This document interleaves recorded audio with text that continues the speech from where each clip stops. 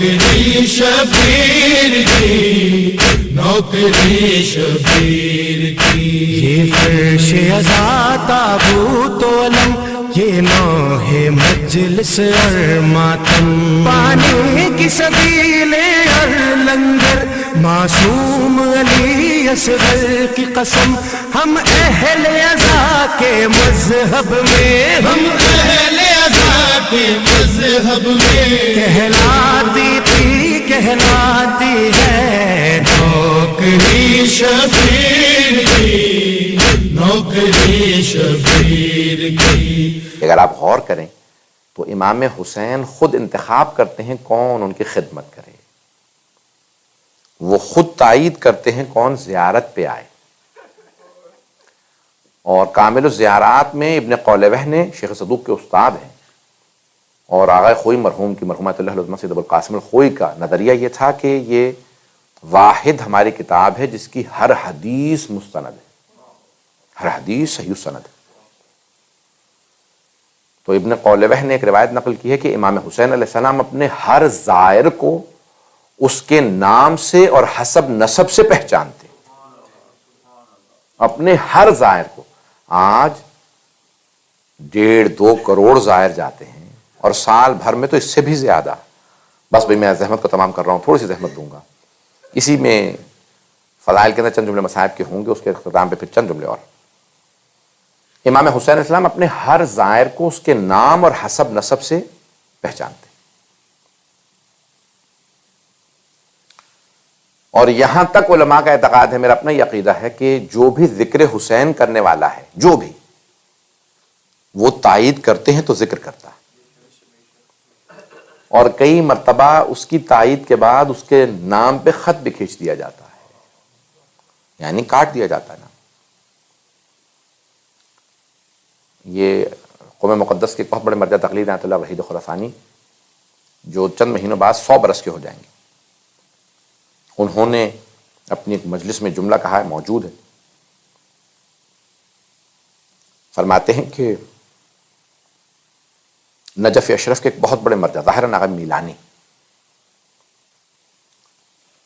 سید محمد ہادی حسینی میلانی،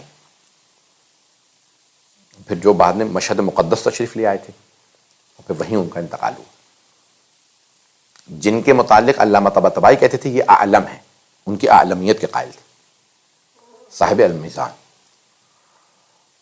کہتے ہیں انہوں نے کہا ایک مرتبہ کہ بھئی میں نے سید جعفر کو، کربلا کے ایک بہت بڑے مرجع کے بیٹے تھے، بہت بڑے مرجع تھے ان کے بیٹے سید جعفر، کہ میں نے، بلکہ مرجع کے بھائی تھے، سید جعفر شیرازی کو میں نے خواب میں دیکھا ہے کہ مولا حسین تشریف فرما ہے، اور جناب عباس علیہ السلام سے کہتے ہیں کہ اے عباس، اب نام تو انہوں نے بھی نہیں لیا، تو کہا عباس یہ جو میرے ذاکرین کی فہرست ہے، ذاکر میں سب آ جاتے ہیں، جو بھی امام حسین کے کسی بھی طرح سے ذکر کرتا ہے، میرے جو ذاکرین کی فہرست ہے تو فلاں نام اس میں سے کاٹ دو، اس پہ خط کھینچ دو. رجسٹر کس کے پاس ہے؟ حضرت عباس علیہ السلام کے پاس، کا خط کھینچ دو. تو انہوں نے، حضرت عباس نے کہا جیسا مولا آپ کا حکم، خط کھینچ دیا.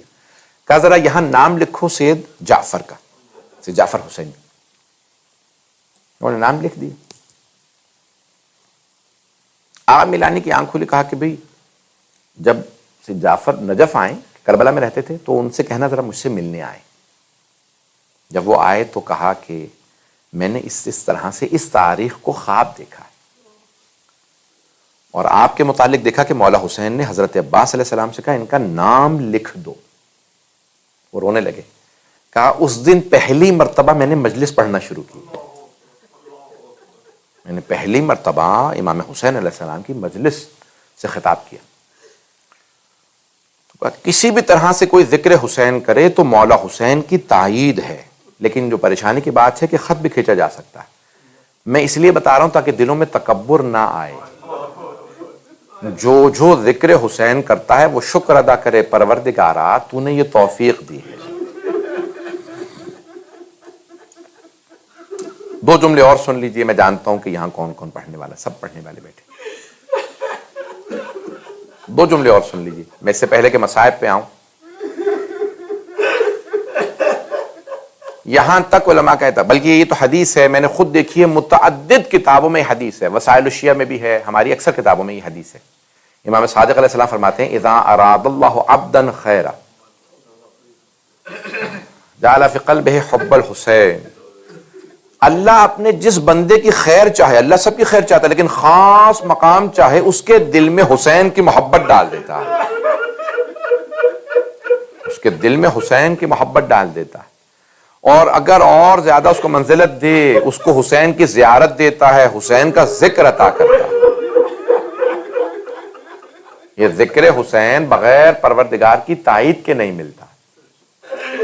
جو بھی جس طرح سے ذکر کر رہا ہے، شکر خدا کرے پروردگارا یہ تو نے چنا ہے تو میں ذکر کر رہا ہوں۔ بہت زیادہ یہاں پہ دو، اس سے پہلے کہ میں نے آپ سے وعدہ کیا میں مسائل پڑھوں، میں نے ایک ہی بات کہی تھی لیکن ایک اور بات سن لیجیے۔ مرحوم آیت اللہ سید حسین طباطبائی برجردی، نجف، پہلے کاشان میں پڑھے، نجف میں رہے، برجرد میں، پھر قم مقدس آگے 16 سال مرجعیت رہی آقا ابو الحسن اصفہانی کے بعد ان کی قم مقدس، بہت بڑا نام تھا، مسجد اعظم بنوائی، وہیں ان کی قبر ہے۔ درس خارج کہا کرتے تھے ممبر سے حضرت معصومہ کے حرم میں فقہ، ایک دن درس خارج سے پہلے کھڑے ہوئے اور مصائب پڑھنے لگے، درس سے پہلے مصائب پڑھے اور بہت رو رو کے مصائب پڑھے امام حسین کے۔ اس کے بعد درس دیا، ان کے شاگردوں نے پوچھا آقا کیا بات ہے، آج آپ نے مصائب سے شروع کیا درس؟ کہا میں نے کل رات خواب دیکھا ہے، وہ جو ہے نا کہ روز قیامت سب سے بڑا جو جنت کا دروازہ ہوگا وہ باب الحسین ہوگا۔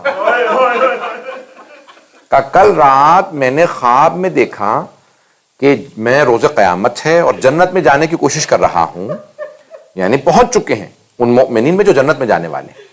کہا جنت میں جانے سے پہلے دیکھتا ہوں کہ مختلف دروازوں پہ مختلف ہستیاں کھڑی ہیں، ایک در پہ خود مولا حسین کھڑے اور در بہت وسیع و عریض ہے، اور دیکھ رہا ہوں کہ لوگ جوک در جوک اس میں داخل ہو رہے ہیں، گروہ در گروہ جا رہے ہیں، مولا حسین کہہ رہے ہیں آ جاؤ، کچھ سوال نہیں کرے، کہتے ہیں آ جاؤ۔ کہا میں جانے لگا تو ایک فرشتے نے ہاتھ پکڑا، کہا کہاں؟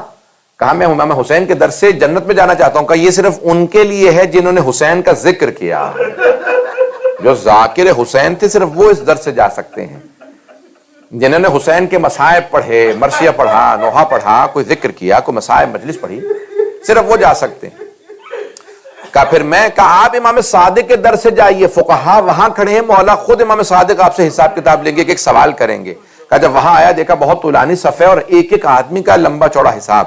کہا اس لیے میں نے آج سے مجلس شروع کی ہے تاکہ میں روز قیامت اس باب سے جنت میں جا سکوں جہاں حسین کھڑے ہوں گے، اور مولا کہیں گے جنہوں نے میرا ذکر کیا وہ آ سکتے ہیں، اجرکم اللہ۔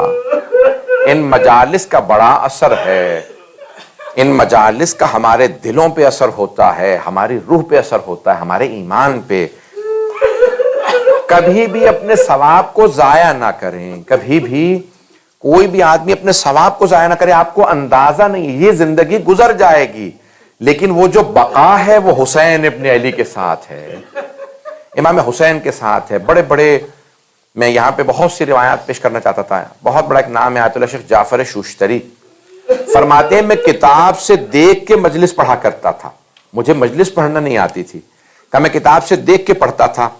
ایک شب قدر میں وضو کر کے ایک مرتبہ تیار ہوا اعمال کے لیے کہ اچانک دل میں خیال آیا کہ آج شب قدر ہے، میں خطابت کا تحفہ مانگ لوں مولا سے۔ کہ میں نے فوراً کربلا کا رخ کیا، آنکھوں میں آنسو آئے، تڑپتے ہوئے میں نے صحن میں کھڑے کھڑے رو کے کہا مولا کب تک میں کتابوں سے دیکھ دیکھ کے مجلس سے پڑھتا رہوں گا، مولا مجھے خطابت عطا کریں کہ لوگ دور سے میری مجلس سننے آئیں، مولا میں آپ کے مصائب پڑھوں لوگ میرے مصائب میں روئیں، مولا مجھے ایک مرتبہ آپ اپنے فضائل و مصائب بیان کرنے کی توفیق۔ بس بھئی یہ دعا مانگی۔ خود ہی فرماتے ہیں میں اس رات سو گیا شب قدر اعمال کرنے کے بعد، صبح میں سویا، جیسے ہی میں نے اعمال کر کے صبح میں تھوڑی دیر کے لیے سویا تو دیکھتا ہوں جیسے شب عاشور ہے اور میں کربلا پہنچ چکا ہوں، اور مجھے ایک مرتبہ کہا اس خیمے میں مولا حسین ہے، اندر چلے جاؤ۔ جب میں اندر گیا دیکھا مولا حسین جناب عباس کے ساتھ کھڑے ہیں، اور ایک مرتبہ کہتے ہیں عباس پانی تو ہے نہیں، ایک مہمان بھی آ گیا ہے، عباس بھوک پیاس بھی ہے، پانی نہیں ہے اور مہمان بھی آ گیا ہے، عباس کچھ کھانے کو ہو تو انہیں دے دو، یہ ہمارے مہمان ہیں۔ تو کہا مولا کچھ بھی نہیں ہے، کہ عباس انہوں نے مجھ سے مانگا ہے ذرا عطا کر دو۔ پھر دوبارہ جناب عباس سے مولا عطا کروا رہے ہیں، تو کہا مولا کچھ آٹا باقی رہ گیا ہے، کہتے ہیں خواب میں دیکھتا ہوں مولا عباس نے اپنے ہاتھ سے میرے ہاتھ میں آٹے کے کچھ ٹکڑے رکھے، کہا میں نے وہ روٹی بنی ایک مرتبہ وہاں پہ اپنے زبان پہ رکھی، اب جو اٹھے تو مجلس پڑھتے تھے، دنیا دور سے آتی تھی، ان کا مصائب سن لو، خود ہی کہتے تھے مصائب میں نہیں پڑھتا، مولا حسین کی عطا ہے۔